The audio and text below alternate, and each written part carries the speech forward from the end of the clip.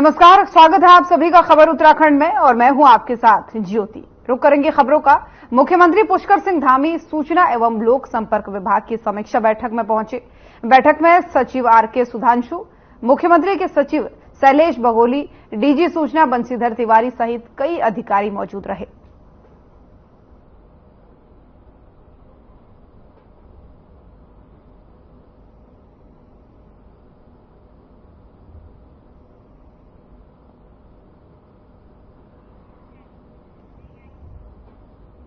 मुख्यमंत्री पुष्कर सिंह धामी देहरादून में सूचना एवं लोक संपर्क विभाग में पहुंचे, जहां पहुंचकर उन्होंने अलग अलग प्रभागों का निरीक्षण किया, जिसके बाद से सीएम धामी ने विभाग की समीक्षा बैठक की और इस दौरान बैठक में विभागीय अधिकारी भी मौजूद रहे।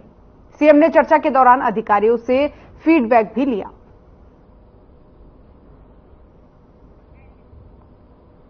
तो देहरादून की ये तस्वीरें हैं जहां पर अधिकारियों के साथ बैठक की पहले मुख्यमंत्री पुष्कर सिंह धामी ने और बैठक के बाद से जो है आईपीआरडी पहुंचे और यहां पर मुख्यमंत्री पुष्कर सिंह धामी का स्वागत किया जा रहा है। देखिए, ये उस दौरान की तस्वीरें हैं जब बैठक में शामिल होने पहुंचे थे। प्रभागों का निरीक्षण करने भी यहां पर मुख्यमंत्री पहुंचे थे और सभी प्रभागों का निरीक्षण उन्होंने किया। फीडबैक भी लेते हुए यहां पर नजर आए मुख्यमंत्री पुष्कर सिंह धामी। और पूर्व कैबिनेट मंत्री वर्तमान गदरपुर के विधायक अरविंद पांडे गुलरभोज ने अपने कैंप कार्यालय में प्रेस वार्ता की। इस मौके पर अरविंद पांडे ने कहा कि गदरपुर मरकोटा यानी मटकोटा मार्ग पुनर्निर्माण और प्राथमिक स्वास्थ्य केंद्र दिनेशपुर का उच्चीकरण के संबंध में उत्तराखंड के मुख्यमंत्री पुष्कर सिंह धामी के साथ मुलाकात की गई।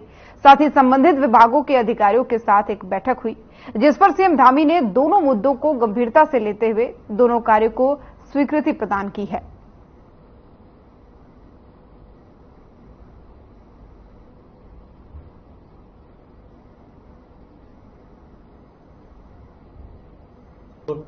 सड़क जो जीर्ण शीर्ण हो चुका है और जिसकी वजह से हमारे कई लोगों का देहांत हो चुका है, मैं ऐसे परिवारों के प्रति मैं अपनी संवेदना प्रकट करता हूं और क्षेत्रवासियों से विनम्र निवेदन करना चाहता हूं।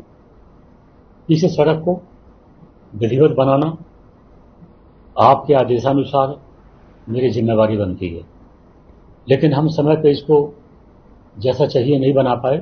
मैं इसके लिए आप लोगों से क्षमा चाहता हूं और इसे मैं आपको इस प्रेस कॉन्फ्रेंस के माध्यम से मैं अपने समस्त क्षेत्रवासियों को मैं विश्वास दिलाना चाहता हूं।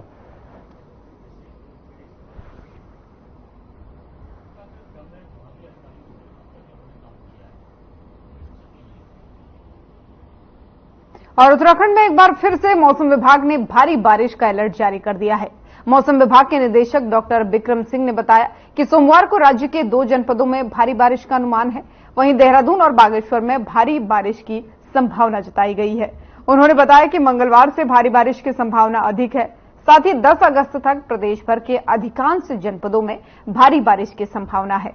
आपको बता दें कि मंगलवार से उत्तरकाशी, बागेश्वर, रुद्रप्रयाग, चमोली, नैनीताल, पौड़ी, टिहरी में भारी बारिश की संभावना बनी हुई है। वहीं इस दौरान उन्होंने पहाड़ की यात्रा करने वाले लोगों से विशेष सावधानी बरतने की भी अपील की।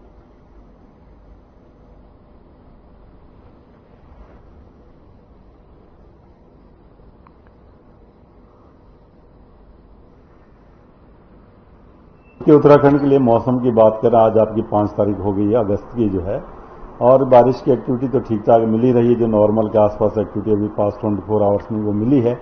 और हैवी रेन तो हालांकि नहीं है, एका दुक्का जगहों में, जिसमें कि जो आपका देहरादून डिस्ट्रिक्ट में एक है ऑटोमेटिक वेदर स्टेशन में मिला डेटा, और इसी तरह बागेश्वर डिस्ट्रिक्ट में जो एक जगह हैवी रेन मिली है सामा में। बाकी हल्की से मध्यम तक की ही बारिश है, लेकिन हाँ ये कि अनेक जगहों तक है, ज्यादातर जगहों तक में है और सामान्य मानसून अभी मिल रहा है डे टू डे में।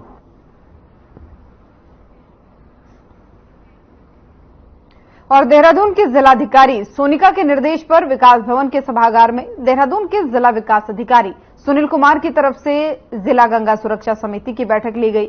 इस बात पर सुनील कुमार ने कहा कि बैठक में संबंधित विभाग जैसे नगर निगम, जल निगम और जल संस्थान के साथ मिलकर गंगा नदी को स्वच्छ रखने की दिशा में कार्रवाई करने पर समीक्षा की गई है। इसी के साथ ही उन्होंने कहा कि देहरादून शहर में नगर निगम क्षेत्र के अंतर्गत जो है स्वच्छता को लेकर एसटीटी की तरफ से कूड़ा प्रबंधन का संचालन सही ढंग से हो, इस पर समीक्षा हुई है और मनोनीत सदस्यों की तरफ से बातें रख करके गंगा की स्वच्छता को नियंत्रित रखे जाने पर भी चर्चा की गई है।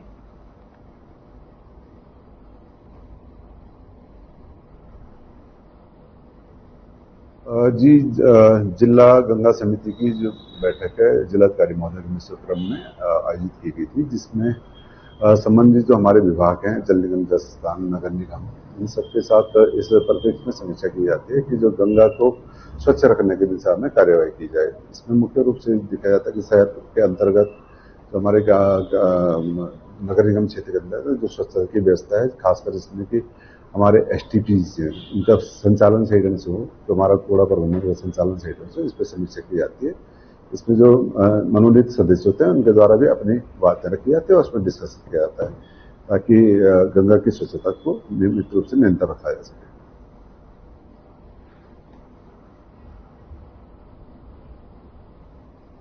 और भीमताल के बोहराकून में संदिग्ध हालत में खाई में पड़ा मिला अज्ञात महिला का शव। पुलिस ने रेस्क्यू कर खाई से शव को निकाला। दरअसल हल्द्वानी भीमताल मोटर मार्ग में बेहराकून के पास रविवार की शाम 4 बजे एक अज्ञात महिला का शव संदिग्ध हालत में खाई में पड़ा हुआ मिला। पुलिस ने मौके पर पहुंचकर शव को रेस्क्यू कर निकाला। वहीं शव के सड़ी गली हालत में होने से जो है शव की शिनाख्त नहीं हो पाई। वहीं भीमताल पुलिस क्षेत्राधिकारी सुमित पांडे ने बताया कि खाई में एक अज्ञात महिला का शव पड़ा मिला है और शव को पोस्टमार्टम के लिए नैनीताल भेजा गया है। सीओ ने मामले में बताया कि 1 सप्ताह पुराना ये शव लग रहा है। शव किसी महिला का है, इसका पता लगाने के लिए अन्य जनपदों की पुलिस अधिकारियों से वार्ता भी की जाएगी।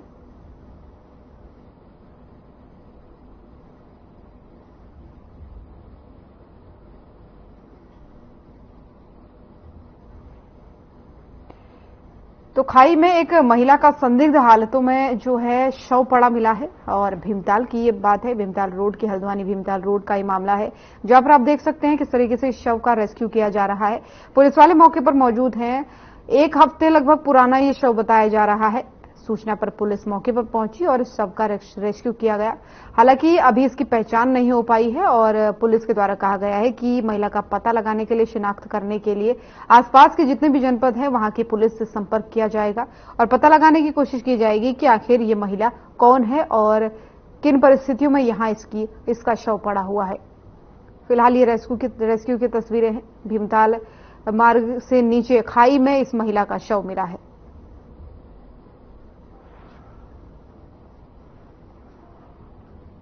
लगभग 2:30 से 3 बजे के करीब एक हमारे थाना भीमताल को एक सूचना मिली कि एक अज्ञात शव जो है वो बोहराकून गांव के मेन रोड से लगभग 30 फीट 40 फीट नीचे पड़ा हुआ है। इस पर हमारी टीम जो है मौके पे पहुंची, वहां से उन्होंने शव को लेके आए। अभी सीएचसी भीमताल में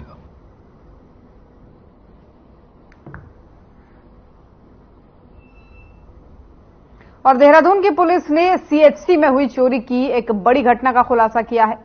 दरअसल रायपुर थाना क्षेत्र के अंतर्गत जो है रायपुर के सामुदायिक स्वास्थ्य केंद्र से 8 लाख रुपए के कीमती इलेक्ट्रिक उपकरण और अन्य सामान के साथ स्वास्थ्य केंद्र के वार्ड बॉय को गिरफ्तार किया है। वहीं आपको बता दें कि इस बात को लेकर के सीओ डोईवाला अभिनय चौधरी ने कहा कि जब स्वास्थ्य केंद्र पर निरीक्षण किया गया तो वहां पर न तो कोई ताला तोड़ा गया था और साथ ही जो है सभी अलमारियां भी ठीक थी। उन्होंने कहा कि यह अभियुक्त नशे का आदी है और पैसे की जरूरत के चलते उसने चोरी की है, जिसमें एक माइक्रोस्कोप, कुछ कंप्यूटर की स्क्रीन और सीपीयू के साथ साथ प्रिंटर शामिल है।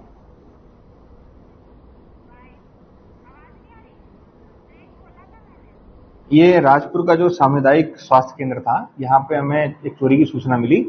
फिर जब घटना स्थल का निरीक्षण किया गया तो पता चला कि वहां ना तो कोई दरवाजा तोड़ा गया है, ना कोई ताला तोड़ा गया है और अलमारियों भी जैसे थी वैसी की वैसी रखी है। मतलब सारे लोग खोले गए थे और सारे लोग बंद करे गए हैं। तो इस पे पुलिस ने मुकदमा दर्ज किया। उसके बाद में फिर जैसे इन्वेस्टिगेशन में फिर सीसीटीवी कैमरे चेक। और यहां पर रुकेंगे एक छोटे से ब्रेक के लिए, जल्द हाजिर होंगे।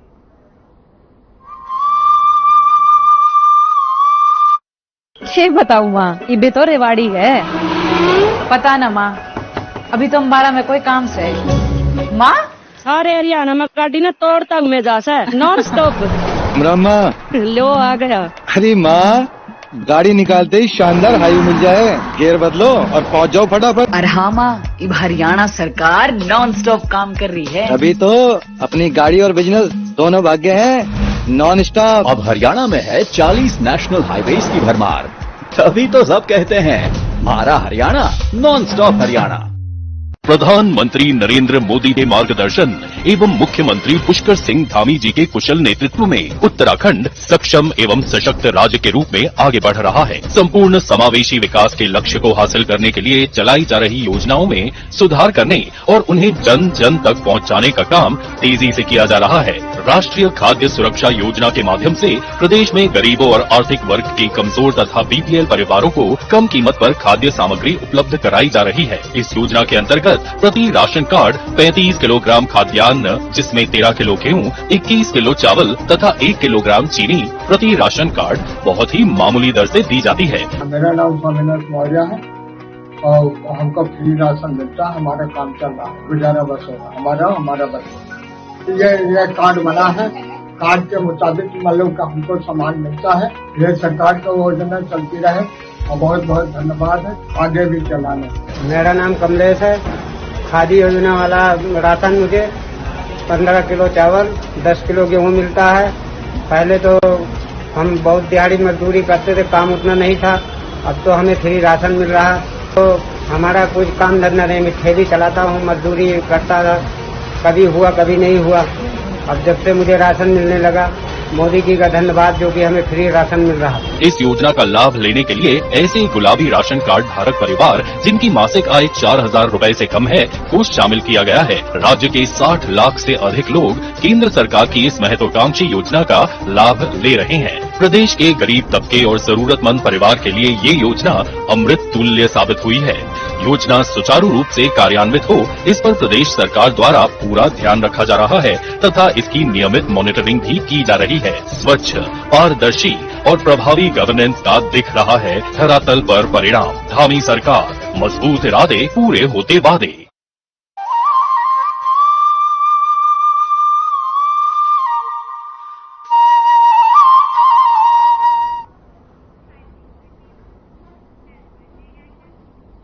और ब्रेक के बाद एक बार फिर से स्वागत है आप सभी का। चलिए खबरों में आगे बढ़ते हैं। मुख्यमंत्री पुष्कर सिंह धामी के निर्देशन में केदारनाथ धाम यात्रा मार्ग पर रेस्क्यू और सर्च अभियान 5वें दिन भी जारी है। सोमवार को केदार घाटी का मौसम साफ होने के साथ ही MI-17 और चिनूक से एयरलिफ्ट रेस्क्यू शुरू किया गया। वहीं MI ने चारधाम हेलीपैड पर यात्रियों को उतारा, जबकि चिनूक ने गौचर हवाई पट्टी पर यात्रियों को उतारा। सोमवार को 133 से अधिक लोगों को जो है केदारनाथ से MI और चिनूक के साथ छोटे छोटे जो है हेलीकॉप्टर की मदद से सुरक्षित एयरलिफ्ट कर रेस्क्यू किया गया। वहीं स्नीफर डॉग की मदद से भी सर्च अभियान चलाया गया।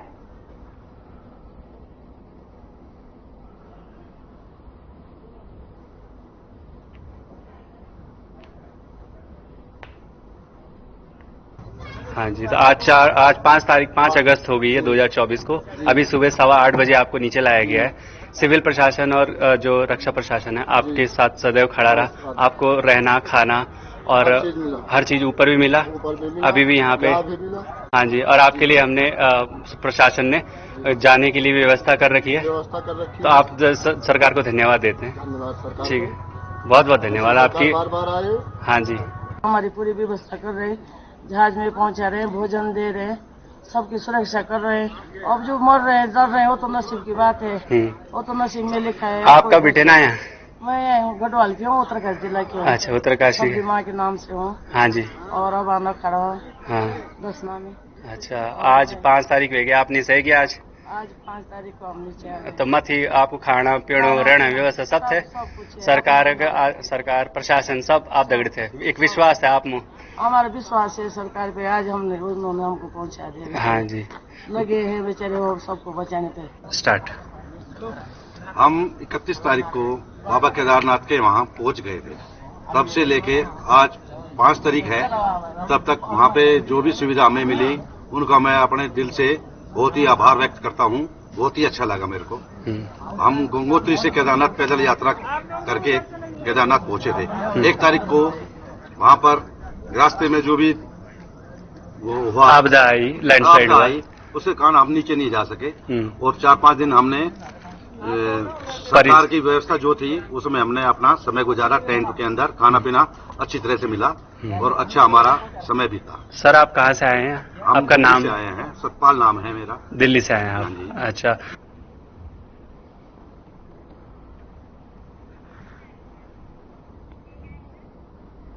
और उधर हल्द्वानी में नगर निगम एक्टिव मोड में नजर आ रहा है। नगर निगम ने पटेल चौक में बन रहे अवैध निर्माण पर नगर निगम शिकंजा कस रहा है और एक दिन पहले ही कुमाऊं कमिश्नर दीपक रावत ने निरीक्षण के दौरान पटेल चौक में छत पर अवैध निर्माण करते हुए देखा गया था, जिसे एक दिन के अंदर ही हटाने के निर्देश दिए गए थे। निर्माण कार्य कर रहे भवन स्वामी ने जब निर्माण नहीं हटाया तो मुख्य नगर आयुक्त विशाल मिश्रा टीम सहित मौके पर पहुंचे और कार्रवाई कर दी।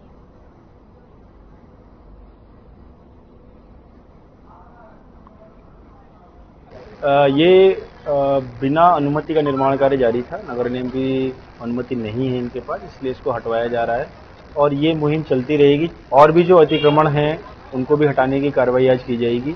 पूर्व में माननीय आयुक्त महोदय द्वारा भी निरीक्षण किए गए हैं, उनके द्वारा भी निर्देश दिए गए हैं कि कहीं पर भी यदि कोई राइट ऑफ वे में कोई अतिक्रमण करता है उसको भी समय समय पर हटाया जाए और यदि कोई अनाधिकृत निर्माण कर रहा है तो उसमें प्राधिकरण, नगर निगम और प्रशासन संयुक्त कार्रवाई करिए। कार्रवाई जारी रहेगी। तो इस संदर्भ में अगर कोई साक्ष्य उपलब्ध कराता है तो उसके विरुद्ध हम कार्रवाई करेंगे, चाहे वो हमारा अधिकारी हो चाहे दूसरे विभाग हो।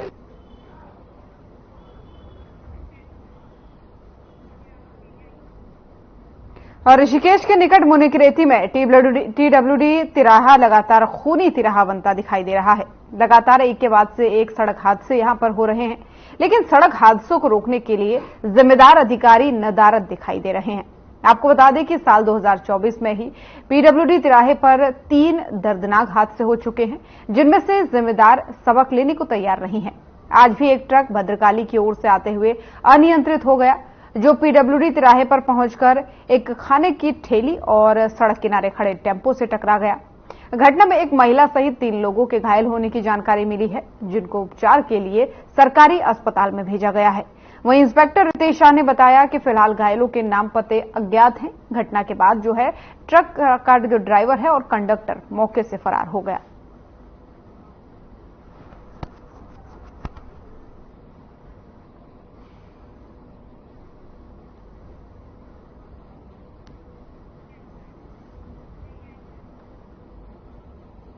और मुख्यमंत्री पुष्कर सिंह धामी ने संवाद कार्यक्रम में सवाल का जवाब देते हुए कहा कि यूसीसी राज्य स्थापना दिवस यानी 9 नवंबर से पहले लागू हो जाएगा। सीएम धामी ने कहा कि यूसीसी को लेकर पूर्व मुख्य सचिव शत्रुघ्न सिंह की अध्यक्षता में कमेटी विभिन्न विभागों की समीक्षा का कार्य कर रही है। इसकी वो खुद भी निगरानी कर रहे हैं। आपको बता दें कि उत्तराखंड की धामी सरकार ने 27 मई 2022 को यूसीसी का ड्राफ्ट तैयार करने के लिए एक 5 सदस्यीय कमेटी बनाई थी। रिटायर्ड जस्टिस रंजना देसाई की अध्यक्षता में इस कमेटी का गठन किया गया था।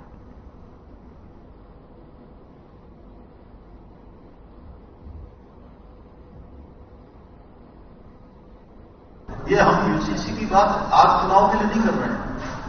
हम तो सबके हित के लिए उत्तराखंड के जो हमारा परिवेश है, हमने जब ये 2022 का आम चुनाव था विधानसभा का, उस चुनाव से पहले उत्तराखंड की देवतुल्य जनता के सामने ये संकल्प रखा था कि नई सरकार का गठन होगा तो हम उत्तराखंड के अंदर यूसीसी लागू करेंगे और यूसीसी की ड्राफ्ट करने वाली कमेटी का हम गठन करेंगे। और हमारा पहला निर्णय यही था कि हमने यूसीसी के लिए कमेटी बनाई और कमेटी ने स्टेक होल्डरों से, जन सामान्य से, सबसे, सभी प्रकार के लोगों से बात कर ली है और उसका ड्राफ्ट तैयार हो रहा है।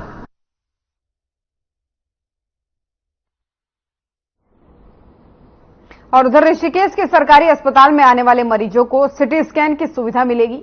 7 करोड़ से ज्यादा की लागत से सरकारी अस्पताल में जापानी टेक्नोलॉजी की सिटी स्कैन की मशीन लग गई है, जिसका लोकार्पण कैबिनेट मंत्री प्रेमचंद अग्रवाल और स्वास्थ्य महानिदेशक डॉक्टर तारा आर्य ने की है। सिटी स्कैन की मशीन लगाने के लिए एक रेडियोलॉजिस्ट और 2 टेक्नीशियन सरकारी अस्पताल में मौजूद रहेंगे। वहीं कैबिनेट मंत्री प्रेमचंद अग्रवाल ने कहा कि सरकारी अस्पताल में ज्यादातर गरीब श्रेणी के लोग इलाज कराने आते हैं और उनको सीटी स्कैन के लिए अब तक मोटी रकम खर्च कर प्राइवेट सेंटरों में जाना पड़ता था।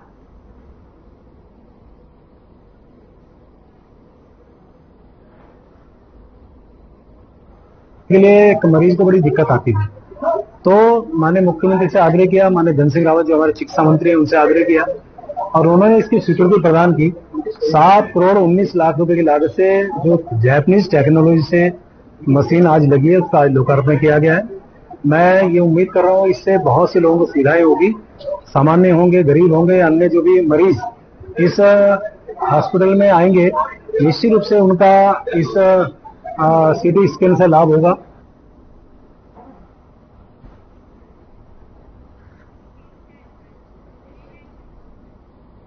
केंद्रीय सड़क राज्य परिवहन मंत्री अजय टम्टा विकासनगर पहुंचे, जहां उन्होंने आम बजट 2024 पर चर्चा की और इस दौरान उनके साथ जो है प्रदेश के महासचिव कुलदीप कुमार, सहसपुर विधायक सुखदेव पुंडीर, जिलाध्यक्ष मीता सिंह सहित जो है कई नेता मौजूद रहे।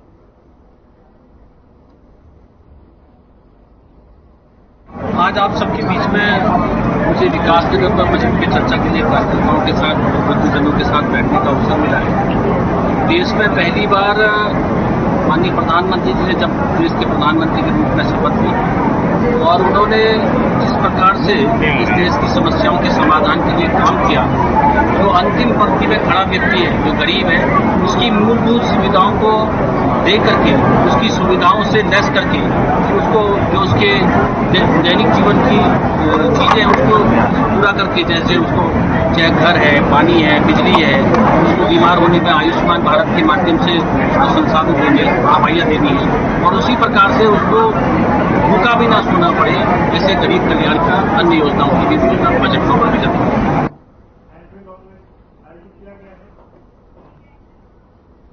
और उधर जम्मू कश्मीर के तंगधार में पेट्रोलिंग के दौरान डोईवाला के सत्य सिंह बिष्ट शहीद हो गए थे। रविवार को सैन्य सम्मान के साथ शहीद के पार्थिव शरीर को उनके आवास पर लाया गया। जैसे ही वीर शहीद का पार्थिव शरीर उनके घर पहुंचा, सूबे के सैन्य कल्याण मंत्री गणेश जोशी और डोईवाला विधायक ब्रजभूषण गैरोला भी उनके घर पहुंचे। सैन्य सम्मान के साथ शहीद को अंतिम विदाई दी गई।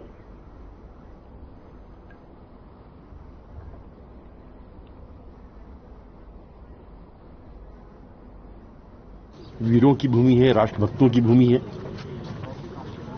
फर्स्ट वर्ल्ड से लेकर अभी तक हजारों उत्तराखंड के जवानों ने देश की सीमा और रक्षा करते अपने प्राणों की आहुति दी है। आज 17 गढ़वाल, मैं भी उसी बटन से हूं, उसके हौलदार सत्य सिंह एलईसी पर पेट्रोलिंग करते हुए देश की रक्षा में अपने प्राणों की आहुति दी। मैं दिल की गहराइयों से अपनी सरकार की ओर से, माननीय मुख्यमंत्री जी की ओर से, अपनी ओर से उस महान नायक को श्रद्धांजलि अर्पित करता हूं। और इस दुख की घड़ी में पूरे देश की सरकार, प्रदेश की सरकार इस परिवार के साथ खड़ी है। तो खबर उत्तराखंड देख रहे थे आप। बुलेटिन में फिलहाल इतना ही। नमस्कार।